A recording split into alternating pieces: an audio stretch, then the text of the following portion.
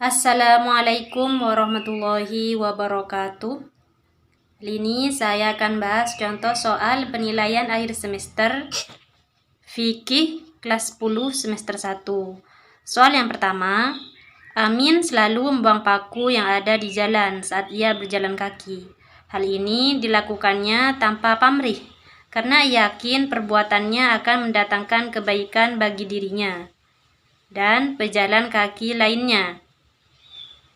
Perilaku Amin sejalan dengan pengertian ibadah A. Mahdhah, B. Ghairu mahdhah, C. Fi'liyah, D. Maliyah, E. Rohaniyah.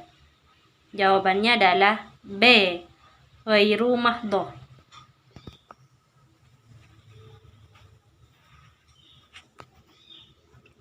Soal yang kedua, ditinjau dari segi pelaksanaannya, sholat dan zakat termasuk ibadah A. Rohaniyah, B. Lafdiyah, C. Jasmaniyah, D. Jasmaniyah dan Ruhaniyah, E. Ruhaniyah dan Maliyah. Jawabannya adalah E. Ruhaniyah dan Maliyah. Soal nomor 3, Marwah selalu mendirikan sholat 5 waktu kalau tidak berhalangan secara syar'i dalam situasi dan kondisi apapun. Hal ini dilakukan karena ancaman neraka sakor bagi orang-orang yang meninggalkan sholat. Ibadah yang dilakukan oleh Marwah didasari oleh rasa A. Hubun, B. Raja, C. Khauf, D. Zuhud, E. Saja'ah. Jawabannya adalah C. Khauf. Soal nomor 4, wa idza sa'alaka 'ibadi 'anni fa inni qarib. Surah Al-Baqarah ayat 182.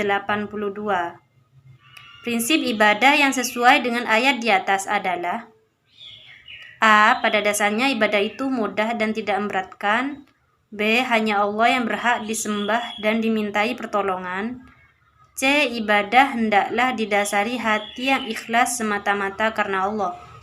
D. Dalam ibadah hendaklah sesuai dengan tuntunan Allah dan Rasul-Nya. E. Dalam ibadah harus yakin bahwa Allah dekat dengan hambanya. Jawabannya adalah E. Dalam ibadah harus yakin bahwa Allah dekat dengan hambanya. Soal nomor 5, salah satu hikmah terpenting dalam beribadah bagi manusia adalah A. Allah yang menciptakan manusia, maka manusia harus menyembahnya. B. Allah adalah zat yang paling perkasa sehingga wajib ditakuti. C. Di hadapan Allah manusia adalah makhluk yang hina. D. Dengan ibadah manusia terbebas dari segala dosa. E. Dengan ibadah meningkatkan harkat dan martabat manusia. Jawabannya adalah A. Allah yang menciptakan manusia, maka manusia harus menyembahnya. Soal nomor 6, secara etimologi kata syariat berarti A. Hukum, B. Undang-undang, C. Pondasi, D. Jalan, E. Paham. Jawabannya adalah D. Jalan. Soal nomor 7, salah satu prinsip syariat adalah tadarruj. Contohnya A. Hukuman qisas bagi pelaku pembunuhan terencana. B. Larangan mengkonsumsi segala yang memabukkan. C. Kewajiban menunaikan ibadah haji hanya sekali seumur hidup. D. Hukuman takzir bagi pencuri yang belum mencapai 1 nisab. E. Boleh memakan bangkai dalam rangka penyelamatan jiwa. Jawabannya adalah B. Larangan mengkonsumsi segala yang memabukkan. Soal nomor 8, untuk menolak kemudaratan pada akal, khifdu al-aql, dalam rangka memelihara al-umuri daruriyah, syariat Islam memberi sanksi pidana bagi orang yang A. Melakukan hubungan intim tanpa ikatan pernikahan yang sah. B. Meminum khamr dan segala makanan dan minuman yang memabukkan. C. Melakukan tindakan pemberontakan atau makar. D. Mengambil barang milik orang lain dengan sembunyi-sembunyi. E. Meninggalkan agama dan pindah ke agama lain. Jawabannya adalah B. Meminum khamr dan segala makanan dan minuman yang memabukkan. Soal nomor 9, pernyataan di bawah ini yang bukan contoh al-umuri tahsiniyah dalam bidang muamalah adalah: A. Larangan jual beli dengan cara menipu. B. Larangan menjual belikan barang-barang najis. C. Larangan menampakkan aurat wanita kecuali pada muhrim. D. Dilarang menghadang pedagang yang berasal dari luar kota. E. Dilarang menimbun barang dagangan sampai barang melambung tinggi. Jawabannya adalah C. Larangan menampakkan aurat wanita kecuali pada muhrim.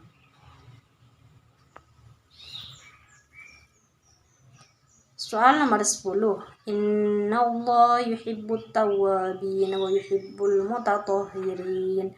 Surah Al-Baqarah ayat 222. Perilaku orang yang berpegang teguh pada prinsip dan tujuan ibadah dan syariat Islam yang ditunjukkan oleh ayat di atas adalah: A. Menjauhi pola hidup boros. B. Menjauhi sikap munafik.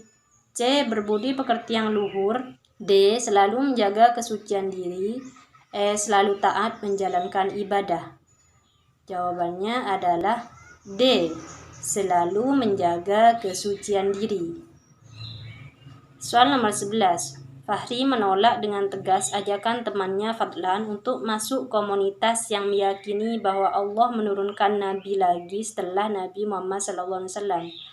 Menurut Fahri, komunitas itu telah menyimpang dari ajaran Islam.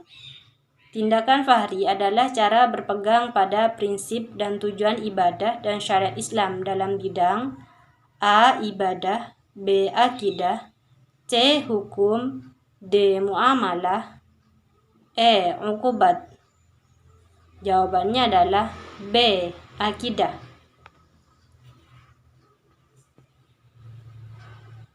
Soal nomor 12. Sejumlah harta tertentu yang diwajibkan Allah Subhanahu wa Ta'ala untuk diberikan kepada orang-orang yang berhak menerimanya merupakan pengertian dari A. Infak, B. Sedekah, C. Hibah, D. Wakaf, E. Zakat. Jawabannya adalah E. Zakat. Soal nomor 13. Di antara mustahik adalah gharim, yaitu A. Orang yang memiliki pekerjaan atau usaha tapi hidup serba kekurangan. B. Orang yang banyak menanggung beban hutang bukan untuk maksiat. C. Orang-orang yang ditugasi mengelola zakat.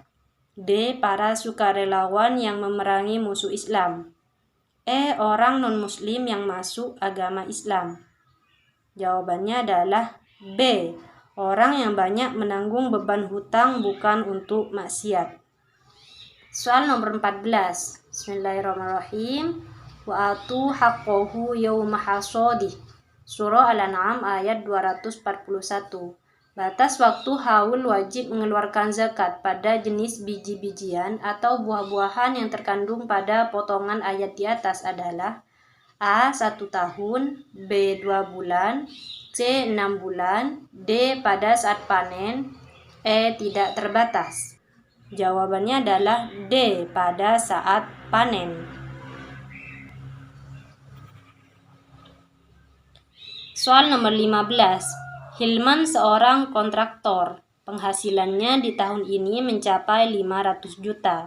Sebagai muslim yang taat, ia berkewajiban mengeluarkan zakat sebesar A. 10 juta, B. 12.500.000, C. 20 juta, D. 25 juta, E. 30 juta.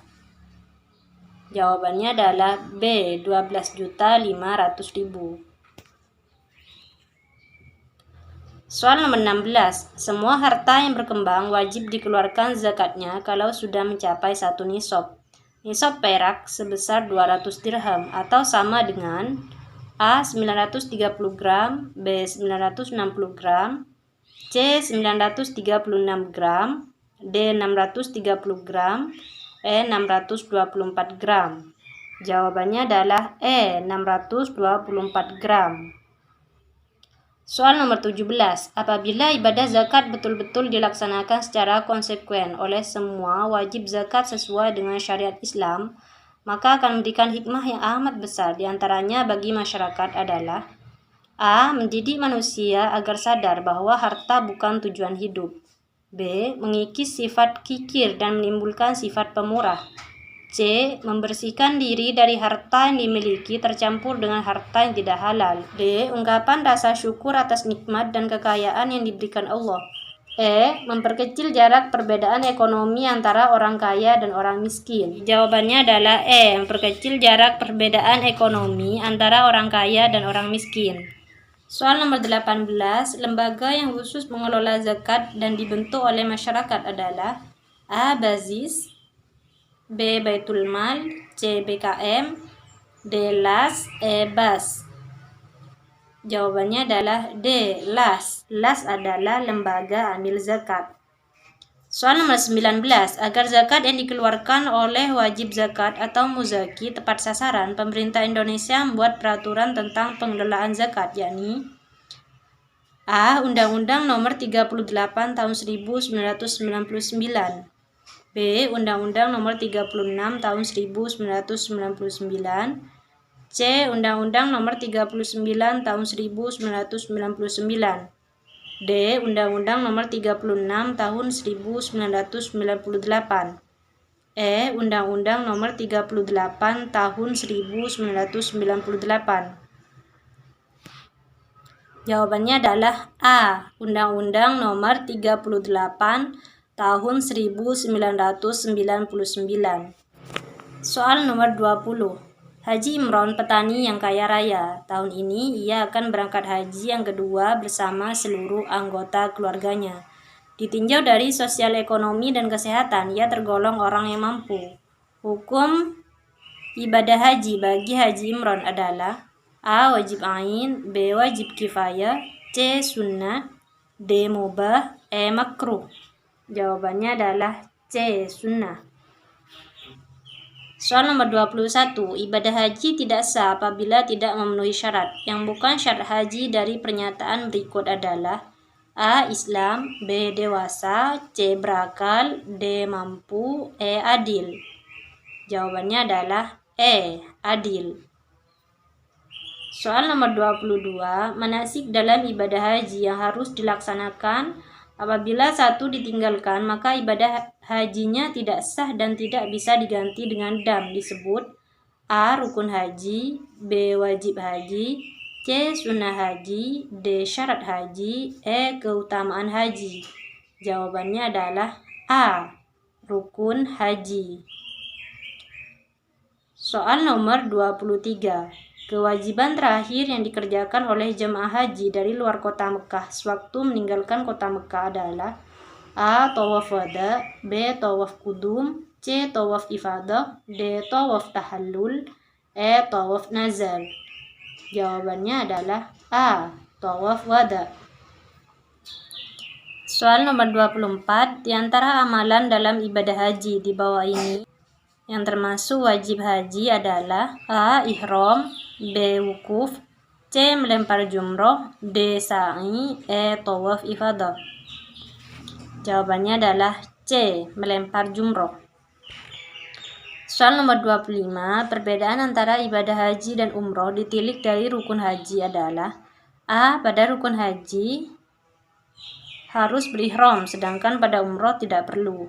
B. Pada rukun haji ada wukuf, sedangkan umroh tidak ada. C. Pada rukun haji harus ada sa'i, sedangkan pada umroh tidak ada. D. Pada rukun haji ada tahallul, sedangkan pada umroh tidak ada. E. Pada rukun haji ada tawaf, sedangkan pada umroh tidak ada. Jawabannya adalah B. Pada rukun haji ada wukuf, sedangkan umroh tidak ada. Soal nomor 26. Setelah melontar jumroh Aqabah, Zakaria menggunting rambut di kepalanya dan mengenakan pakaian biasa. Perbuatan Zakaria dalam ibadah haji disebut dengan istilah A. Tahallul, B. Miqat, C. Ihram, D. Mabit, E. Sa'i. Jawabannya adalah A. Tahallul. Soal nomor 27. Setelah mengenakan pakaian ihram dan berniat melakukan ibadah haji, ada beberapa larangan yang harus dijauhi oleh jemaah haji. Berikut ini yang bukan larangan dalam ibadah haji adalah A. Menggunakan wangi-wangian. B. Memotong kuku. C. Makan dan minum. D. Melakukan akad nikah. E. Membunuh binatang buruan. Jawabannya adalah C. Makan dan minum. Soal nomor 28. Berikut ini yang merupakan hikmah ibadah haji ditinjau dari aspek sosial kemasyarakatan adalah: A. Menyadari bahwa manusia sebagai makhluk yang lemah. B. Menumbuh kembangkan semangat berkorban pada manusia. C. Berada di tanah suci mendorong manusia untuk selalu suci lahir dan batin. D. Menumbuhkan iman dan takwa pada Allah SWT. E. Media pemersatu umat Islam seluruh dunia. Jawabannya adalah E. Media pemersatu umat Islam seluruh dunia. Soal nomor 29. Penyelenggaraan ibadah haji menjadi tanggung jawab pemerintah. Namun masyarakat tidak dilarang untuk menyelenggarakannya. Hal ini diatur oleh Undang-Undang Nomor 17 Tahun 1999 pada A. Pasal 6 ayat 1, B. Pasal 6 ayat 2, C. Pasal 6 ayat 3, D. Pasal 7 ayat 1, E. Pasal 7 ayat 2. Jawabannya adalah C. Pasal 6 ayat 3. Soal nomor 30. Bismillahirrahmanirrahim. Ma wajada sa'ata wala yudhi wala yakrabna musallana. Hadis di atas terkandung perintah dari Rasulullah untuk melaksanakan ibadah: A. Haji, B. Zakat, C. Akikah, D. Kurban, E. Sholat. Jawabannya adalah D. Kurban. Soal nomor 31. Faktor yang membedakan antara kurban dan akikah adalah: A. Waktu pelaksanaan, B. Syarat sah binatang, C. Jenis binatang disembelih, D. Orang yang diberi daging, E. Hukum melaksanakannya. Jawabannya adalah D. Orang yang diberi daging. Soal nomor 32. Ani melahirkan anak yang pertama lewat operasi sesar. Sejak pengantin baru, ia bersama suaminya sudah memilih nama untuk anaknya kelak. Waktu pemberian nama yang utama menurut syariat Islam adalah: A. Pada hari kelahiran, B. Pada hari ketiga, C. Pada hari ke-7, D. Pada hari ke-10, E. Pada hari ke-40. Jawabannya adalah C. Pada hari ke-7. Soal nomor 33. Pernyataan berikut ini yang bukan tata cara penyembelihan hewan kurban menurut syariat Islam adalah: A. Membaca basmalah, takbir dan doa, B. Memperlihatkan penyembelihan pada orang lain, C. Menutup kepala binatang dengan kain atau daun yang lebar, D. Menghadapkan binatang ke arah kiblat, E. Memotong kedua urat besar pada bagian kiri dan kanan leher hingga putus. Jawabannya adalah B. Memperlihatkan penyembelihan pada orang lain. Soal nomor 34. Ibadah kurban dalam Islam berawal dari peristiwa kurban Nabi Ibrahim alaihissalam bersama anaknya Nabi Ismail alaihissalam. Salah satu tujuan yang paling tepat dari kurban adalah: A. Untuk memperlihatkan nikmat Allah SWT, B. Untuk menyempurnakan ibadah haji dan umroh, C. Untuk memberi sedekah daging kepada fakir miskin, D. Untuk mendekatkan diri pada Allah SWT, E. Untuk memberi contoh yang baik pada orang lain. Jawabannya adalah D. Untuk mendekatkan diri kepada Allah SWT. Soal nomor 35. Sebagai ungkapan syukur kepada Allah SWT karena dikaruniai anak laki-laki, maka pasangan suami istri mengadakan penyembelihan 2 ekor kambing. Peristiwa tersebut disebut dengan istilah: A. Nazar, B. Kurban, C. Akikah, D. Kafarat, E. Akilah. Jawabannya adalah C. Akikah. Soal nomor 36. Kriteria kambing atau domba yang sah untuk akikah adalah: A. Gemuk dan bertanduk, B. Berpenyakit, C. Putus ekornya, D. Buta matanya, E. Pincang kakinya. Jawabannya adalah A. Gemuk dan bertanduk. Soal nomor 37. Apabila akikah yang dilakukan bukan karena nazar, maka cara pemanfaatan daging yang tepat adalah: A. Sebagian besar untuk yang berakikah dan sepertiganya untuk fakir miskin. B. Semua diserahkan pada fakir miskin yang berkorban, tidak boleh mengambilnya. C. Separuh untuk yang berkorban dan separuh lagi untuk fakir miskin. D. Sepertiga untuk yang berakikah, sepertiga untuk fakir miskin dan sisanya disimpan. E. Sepertiganya untuk yang berakikah, sepertiga untuk fakir miskin, dan sepertiga untuk yang menyembelih. Jawabannya adalah D. Sepertiga untuk yang berakikah, sepertiga untuk fakir miskin, dan sisanya disimpan.